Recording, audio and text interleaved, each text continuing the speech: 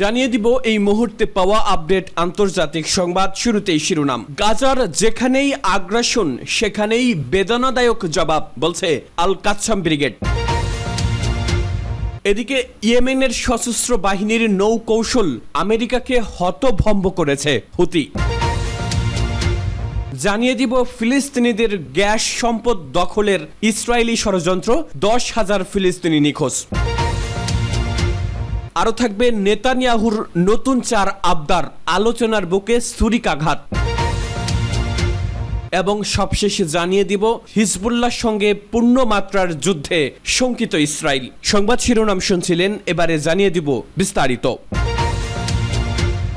গাজার যেখানেই আগ্রাসন সেখানেই বেদনাদায়ক জবাব, বলছে আল কাসসাম ব্রিগেড। ফিলিস্তিনের ইসলামী প্রতিরোধ আন্দোলন হামাস বলেছে, গাজা আগ্রাসনের 9 মাস পেরিয়ে যাওয়ার পর এখনো ইহুদিবাদী ইসরায়েলি সেনারা উপত্যকার যেখানেই আগ্রাসন চালাচ্ছে সেখানেই তারা বেদনাদায়ক জবাব পাচ্ছে। হামাসের সামরিক বাহিনী ইজ্জাদিন আল কাসসাম ব্রিগেডের মুখপাত্র আবু ওবায়দা বেশ কিছুদিন বিরতির পর রোববার রাতে প্রকাশিত এক ভিডিও বার্তায় একথা জানান। যথারীতি ভিডিও ধারণ করার সময় আবু উবাইদার মুখমণ্ডল নেকাব দিয়ে ঢাকা ছিল। তিনি বলেন, 9 মাস পর এখনো আগ্রাসী বাহিনী প্রথম দিনের মতোই আমাদের যোদ্ধাদের হামলার শিকার হচ্ছে। প্রতিদিনই ইহুদিবাদী সেনারা মারা পড়ছে, তাদের ট্যাঙ্ক সহ অন্যান্য সাজোয়া যান ধ্বংস হচ্ছে এবং তারা অতর্কিত আক্রমণের শিকার হচ্ছে। আবু উবাইদা বলেন, গাজার যে অংশেই তারা হামলা চালাতে যাচ্ছে সে অংশেই বেদনাদায়ক হামলার শিকার হচ্ছে। হামাসের সামরিক মুখপাত্র বলেন, ইহুদিবাদী শত্রু আগের মতোই পরাজিত হবে ইনশাআল্লাহ। গাজায় একটি যুদ্ধবিরতি মেনে নিতে ইসরায়েলকে বাধ্য করতে অপারগতার জন্য তিনি আন্তর্জাতিক সংস্থাগুলোর তীব্র সমালোচনা করে বলেন, 9 মাস ধরে মাতৃভূমি আঁকড়ে থাকার এবং দখলদারদের এই ভূমি কেড়ে নিতে দিতে অস্বীকৃতি জানানোর মাসুল দিতে হচ্ছে গাজাবাসী ফিলিস্তিনিদেরকে। আর এই অপরাধ বিশ্ববাসী মুখ বুজে সহ্য করছে। আবু ওবায়দা বলেন, এ থেকে প্রমাণিত হয় আন্তর্জাতিক সংস্থাগুলো অকার্যকর, কথিত মানবাধিকার সংস্থাগুলি মিথ্যাবাদী এবং আন্তর্জাতিক অঙ্গনে ন্যায় বিচারের যে দাবি করা হয় তা সুনির্দিষ্ট কিছু দেশের স্বার্থ রক্ষা করে। তিনি এই অবস্থার অবসান ঘটানোর আহ্বান জানান। ইয়েমেনের সশস্ত্র বাহিনীর নৌ কৌশল আমেরিকাকে হতভম্ব করেছে হুতি। লোহিত সাগরে ইয়েমেনের সশস্ত্র বাহিনীর নৌ কৌশল আমেরিকাকে হতভম্ব করে দিয়েছে বলে মন্তব্য করেছেন দেশটির জনপ্রিয় আনসারুল্লাহ আন্দোলনের নেতা আব্দুল মালিক আল হুতি। তিনি বলেছেন, ওয়াশিংটনের অত্যাধুনিক সামরিক প্রযুক্তি গাজায় ফিলিস্তিনিদেরকে প্রতিশোধ পরায়ণ হামলা চালানো থেকে বিরত রাখতে পারেনি। রোববার রাতে টেলিভিশনে সম্প্রচারিত এক ভাষণে তিনি আমেরিকা, ব্রিটেন ও ইসরায়েলের মোকাবেলায় ইয়েমেনের সামরিক ও ক্ষেপণাস্ত্র সক্ষমতার ভূয়সী প্রশংসা করেন। আমেরিকা, ব্রিটেন ও ইসরায়েলকে তিনি শয়তানের ত্রিভুজ বলে অভিহিত করেন। ইয়েমেনের নৌবাহিনীর অভিযানগুলো শত্রুর বুকে কাঁপন ধরিয়ে দিয়েছে উল্লেখ করে হুতি বলেন, মার্কিন বিমানবাহী রণতরীগুলো লোহিত সাগরে আমাদের বিরুদ্ধে হামলা চালানোর পরিবর্তে ওই সাগর ছেড়ে পালিয়ে গেছে। এছাড়া আমেরিকা অত্যাধুনিক ড্রোন ব্যবস্থা চালু করলেও এসব ড্রোন নিয়মিত ইয়েমেনের সশস্ত্র বাহিনীর হামলায় বিধ্বস্ত হচ্ছে। তিনি আরো উল্লেখ করেন যে অনেক দেশ ইয়েমেনের বিরুদ্ধে মার্কিন নেতৃত্বাধীন জোটের ফাঁদে আটকা পড়েনি এবং এমনকি আরব দেশের সাথে সরাসরি সমন্বয়হীনতার প্রয়োগ করেছিল। ফিলিস্তিনিদের গ্যাস সম্পদ দখলের ইসরায়েলি ষড়যন্ত্র। গাজায় 158 ফিলিস্তিনি সাংবাদিকের শাহাদাত, কাসসাম ব্রিগেডের হামলায় 10 ইসরায়েলি সেনার নরকপ্রাপ্তি ও গাজার শহীদদের সংখ্যা 38,000 ছাড়িয়ে যাওয়া ফিলিস্তিনের কয়েকটি সর্বসাম্প্রতিক খবর। ফিলিস্তিনে গত 24 ঘন্টায় সবচেয়ে গুরুত্বপূর্ণ যা যা ঘটেছে সে সম্পর্কে পার্স টুডের রিপোর্ট। গাজায় শহীদের সংখ্যা 38,000-এরও বেশি। গাজার স্বাস্থ্য মন্ত্রণালয়ের হিসেব অনুযায়ী গত 8 অক্টোবর থেকে এ পর্যন্ত তথা 274 দিনের ইসরায়েলি আগ্রাসনে শহীদ হয়েছেন গাজার 38,098 জন এবং আহত হয়েছে 87,705 জন, 10,000-এরও বেশি নিখোঁজ।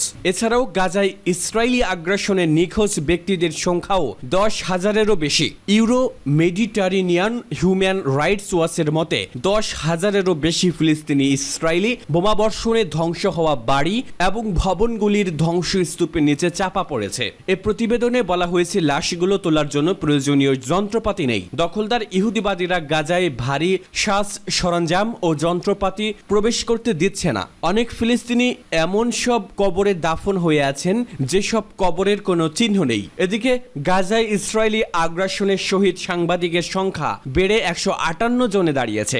গাজার আন-নুসেইরাত এলাকায় একটি বাড়িতে ইসরায়েলি বোমা বর্ষণে ফিলিস্তিনি সাংবাদিক আমজাদ জাজজুই ও তার স্ত্রী ওয়াফা আবু দাফআন সহ 10 ফিলিস্তিনি শহীদ হন। ইহুদিবাদী ইসরায়েল গাজার পানি ও জ্বালানি সম্পদ দখলের জন্য সেখানে আগ্রাসন চালিয়ে যাচ্ছে বলে একটি মার্কিন দৈনিকে খবর এসেছে। গাজার পানি ও জ্বালানি সম্পদ দখলের জন্যই ইসরায়েল সেখানকার ভবনগুলো ও অবকাঠামোগুলো ধ্বংস করছে এবং চালিয়ে যাচ্ছে গণহত্যা, যাতে ফিলিস্তিনিরা গাজা ছেড়ে চলে যেতে বাধ্য হয়। আর এইভাবেই ইসরায়েলিরা পুরো গাজার উপর দখলদারিত্ব কায়েম করে সেখানকার সম্পদ লুট করতে চায়। এদিকে ইসরায়েলের একজন সাবেক সংসদ সদস্য বলেছেন, গাজার যুদ্ধ ইসরায়েলের জন্য বড় ধরনের ক্ষতির কারণ হয়ে দাঁড়াবে।